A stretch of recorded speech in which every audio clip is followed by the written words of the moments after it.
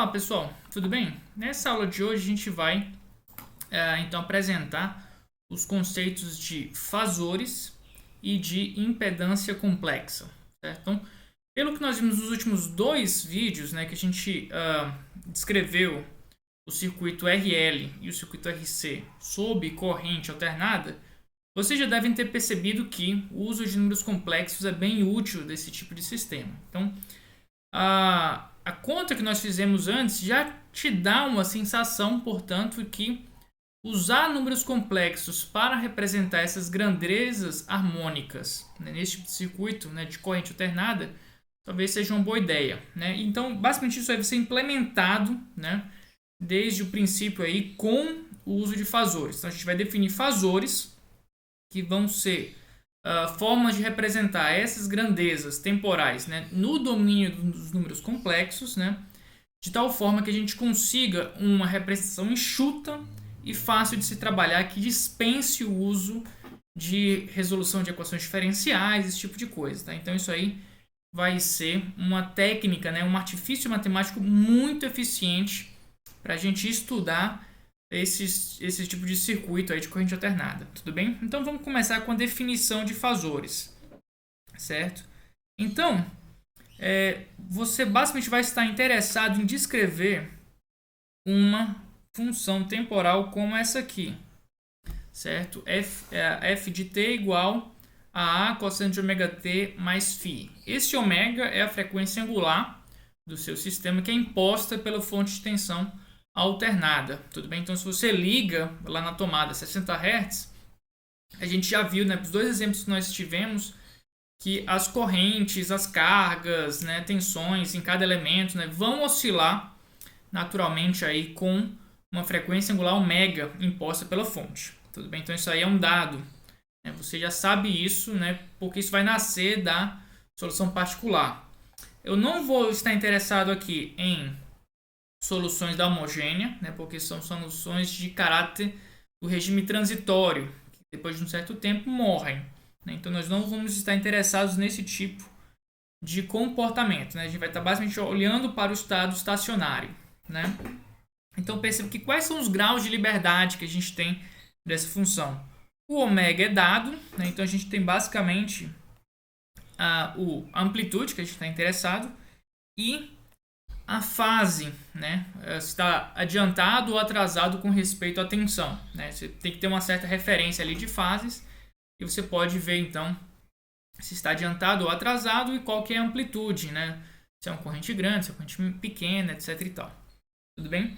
Então você pode mapear essas funções harmônicas em um determinado ente matemático que tenha módulo e fase. E quem que é esse ente? Né? É um número complexo. O número complexo, se eu representar na forma trigonométrica, eu posso descrever como sendo basicamente uma amplitude A, cosseno mais i seno, ou seja, a gente pode escrever isso como cis, né, de φ.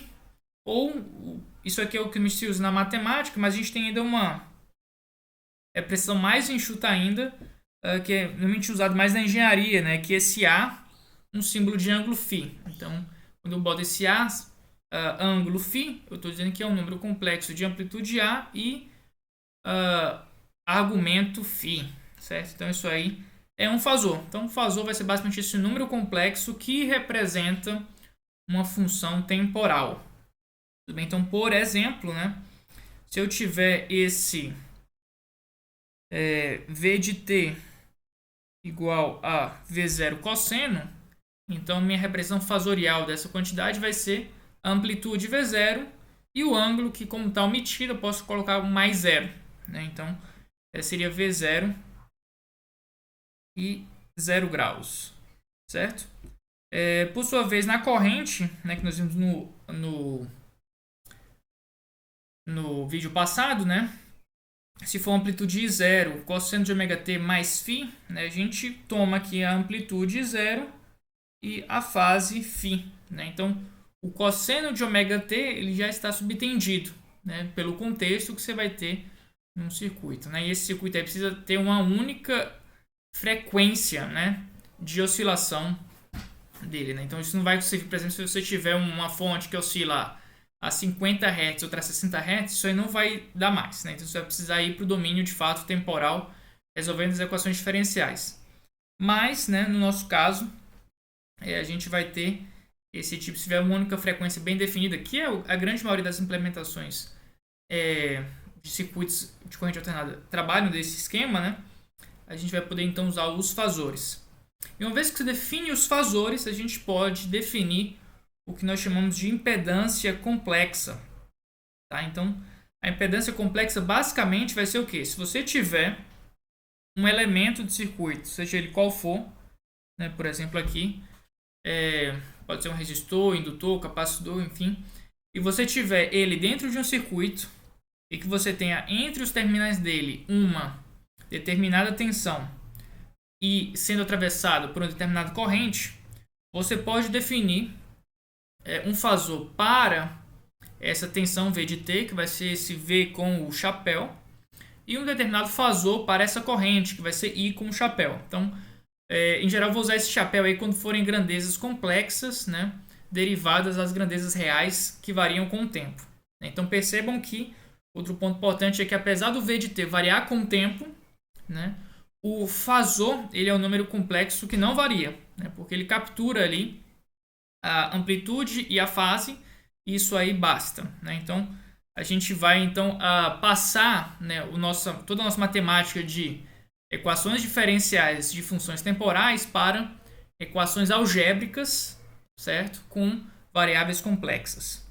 Então, a gente vai definir a impedância como sendo essa relação entre o fasor da tensão sobre o fasor da corrente. Como é uma razão entre dois números complexos, é natural que essa impedância aí seja complexa, né? E daqui para frente, quando a gente se referir à impedância, a gente vai estar falando aí de impedância complexa. Tudo bem? Então, vamos calcular a impedância aí de elementos de circuito. Então, por exemplo, um resistor.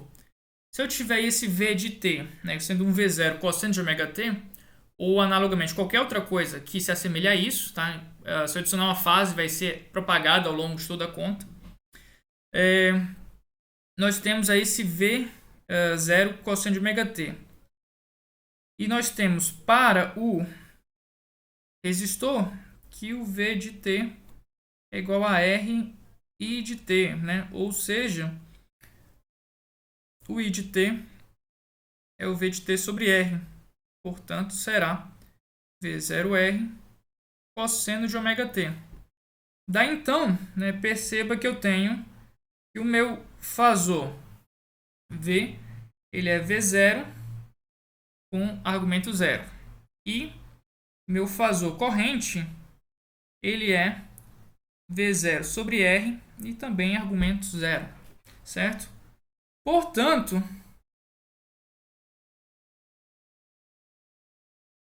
nós temos que a nossa impedância complexa de uma resistência deve ser igual ao V sobre I, né? Os dois têm a mesma fase, né? Então a razão deles vai dar um número real e será V0 dividido por V0 sobre R, o que dá basicamente o R. Então a impedância de um resistor é simplesmente a sua resistência. Então isso aqui é o caso mais simples. Tudo bem? Então esse aqui foi o resistor. Vamos passar agora para um indutor.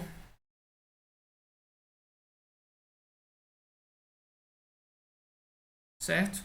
Então no indutor, basicamente o que a gente vai ter é o seguinte, né? Que o VL, né, dele vai ser o L DI dt, né? E a gente vai supor aí que esse VL eu posso tomar qualquer função harmônica aqui. Vamos tomar que ele é, por exemplo, um V0 cosseno de ômega T, né? Então, por hipótese aqui. Certo? Então, se eu substituir essa tensão aqui na equação de cima, né? E vou passar o L já dividindo, eu tenho que a corrente, né, DI dt vai ser V0 sobre L cosseno de ômega T. Tá? E a gente pode integrar isso aí no tempo. Então, se eu integrar isso aqui no tempo, vai me dar basicamente o seguinte. A integral do cosseno vira um seno. Tá? Tem uma regra da cadeia ali. Vai ter um ômega L. Seno de ômega t. Né? E essa função, se eu derivar, vai me dar a equação aí superior. Certo? Agora percebam que eu defini fasores, né, tendo sempre em vista esse cosseno de ômega t mais φ. Então, preciso escrever esse seno de ômega t como um cosseno de alguma coisa, né? E a gente já fez essa conta antigamente, né, na última vez. Então, esse seno nós podemos escrever como um cosseno de ômega t menos π sobre 2. Tá? Então, basicamente, isso aí é um truque para fazer aparecer um cosseno ali. E agora, né, percebam que eu consigo, né, determinar os fasores V, que de novo é V0 e um ângulo zero, né, de argumento. E agora, um fasor corrente elétrica, que é V0 ômega L. E agora, o argumento disso aqui é menos π sobre 2. Tudo bem? E agora, de novo, analogamente, né? Portanto, nós temos que a impedância de um indutor será V0, argumento 0 graus, dividido por V0 sobre ômega L, argumento de não zero agora, mas menos π sobre 2. Tá? Então, o V0 corta, né? Então, vou ter um ômega L lá para cima. Eu posso reescrever isso aqui em termos de números complexos explícitos, né? Aqui seria a amplitude 1. Aqui, esse argumento menos π sobre 2 é menos 90 graus. Eu posso apresentar isso aqui como sendo uma divisão por I. Né?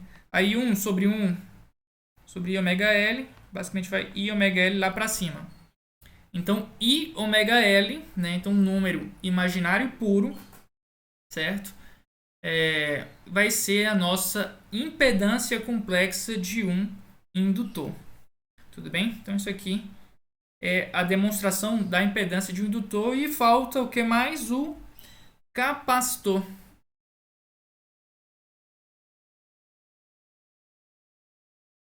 Então, agora o capacitor, né? Nós temos agora a seguinte relação entre a tensão e a corrente, né? Vamos colocar de novo um V do capacitor, né? O capacitor submetido a um V cosseno de ômega t, pode ser qualquer coisa, tá, gente? Então, se eu adicionar aqui uma fase, ela vai se propagar para frente, certo? Então, deixa eu ajeitar aqui a minha letra. E a gente tem que o V do capacitor é o Q sobre C, né? E para fazer aparecer uma corrente elétrica, eu preciso derivar os dois lados pelo tempo. Então, dVc dt vai ser igual a I de C sobre I de T sobre C, né? Então, vamos isolar essa corrente elétrica aí, né? E já substituir o valor da tensão no capacitor. Então, nessa situação, nós temos que a corrente vai ser 1 sobre C, derivada temporal da tensão no capacitor, que eu defini como sendo V0 ômega T. Daí, então, vamos lá. A gente tem que derivar isso aqui. Então, vai aparecer um cosseno de ômega T, derivada disso, menos ômega vezes seno. Então, vai ficar menos ômega V0 sobre C, seno de ômega T. Esse seno de ômega T, a gente usa a mesma ideia da última vez para transformar num cosseno com uma fase. Menos aqui, vezes cosseno de ômega T, menos π sobre 2. Certo?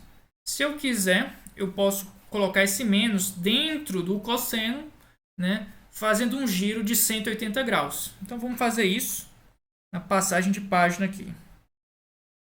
I de t será ômega V0 sobre C, cosseno de ômega t, agora era menos π sobre 2, e agora passa a ser mais π sobre 2, e eu omito, né, aquele sinal de menos lá de cima.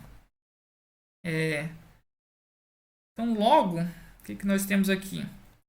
O nosso fasor da tensão é um V0 e 0 graus, né? E o nosso fasor de corrente elétrica no capacitor será ômega V0. Deixa eu ver se está tudo certinho aqui. Capacitor, está tudo certo, pelo que me parece. Isso. Opa, achei um erro aqui de conta. Tá. Aqui eu passei esse cara para a esquerda e, portanto, ele deve vir aqui multiplicando. Aqui em cima. Então, aqui vai multiplicando. Aqui também. Tá. Ômega C. Então, ômega C V0. Ômega C V0. E aqui a nossa tensão vai dar um argumento de π sobre 2. Ou se eu colocar já na forma complexa, né? I ômega C V0. Daí, então, portanto, né, nós podemos calcular a impedância complexa de um capacitor, que é a razão entre o fasor tensão e o fasor da corrente elétrica. Isso aqui com argumento zero dá um número real, então seria V0 sobre I ômega C V0. Corta em cima e embaixo com o V0 e nós ficamos aqui com o final 1 sobre I ômega C. Tá? Então, isso aí são demonstrações bem rápidas desses resultados. Vamos organizar aqui um quadro resumo. Então, resumindo,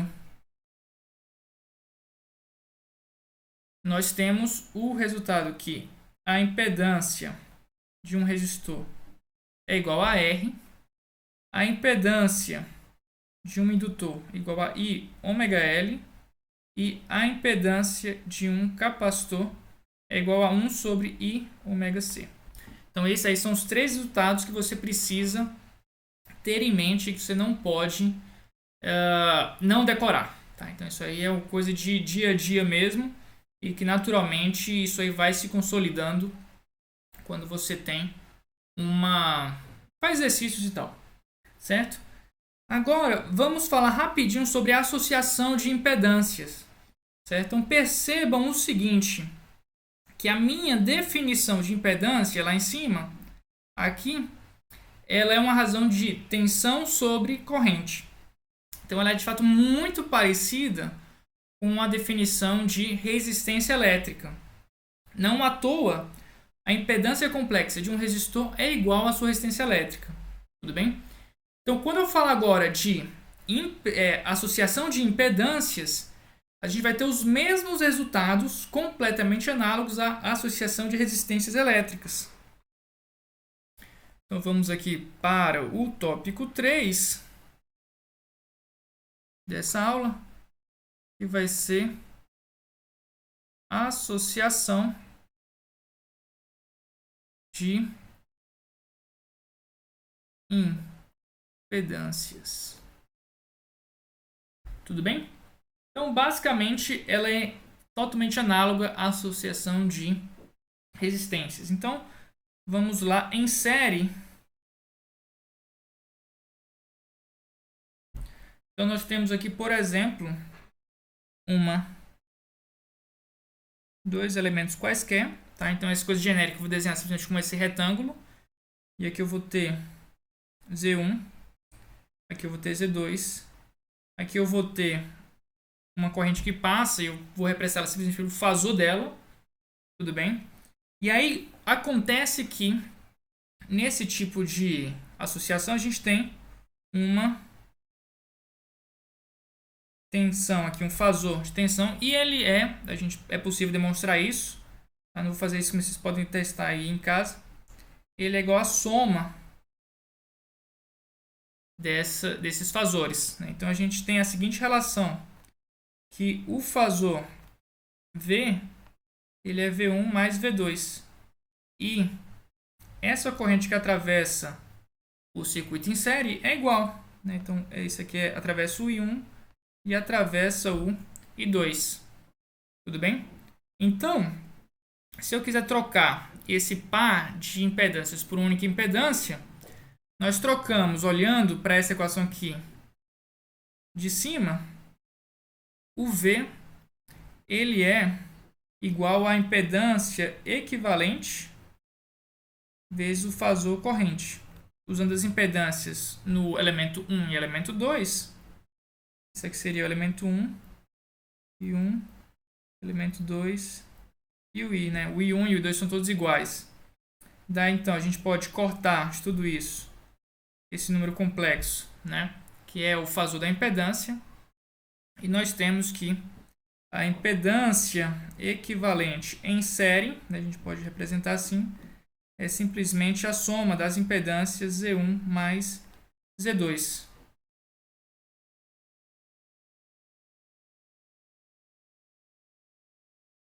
Tudo bem?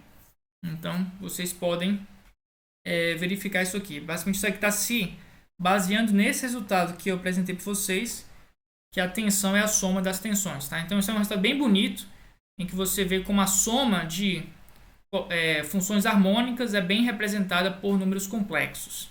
Tá bom?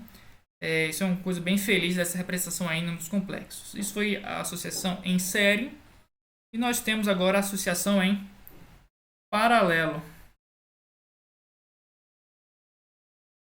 Tá, então, nesse caso aqui, nós temos o seguinte.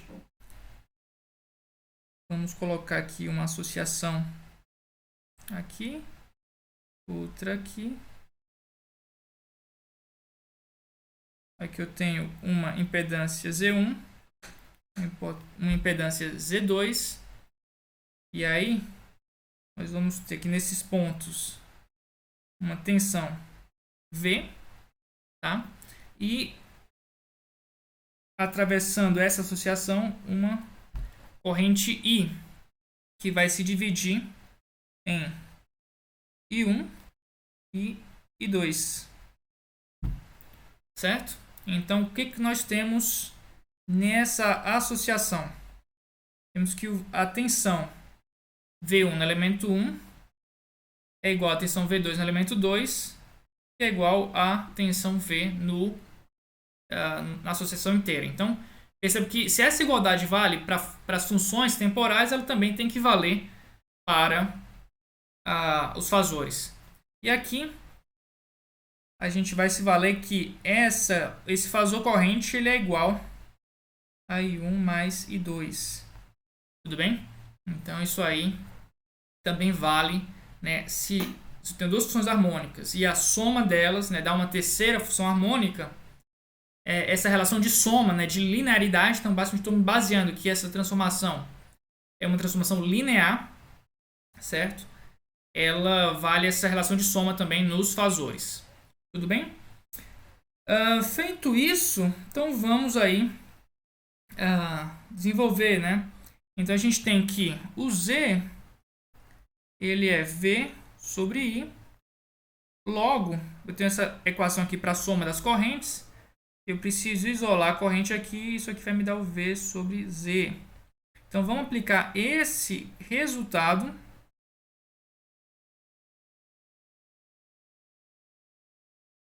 nessa equação aqui de baixo.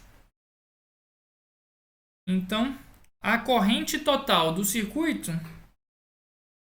será V sobre Z equivalente em paralelo.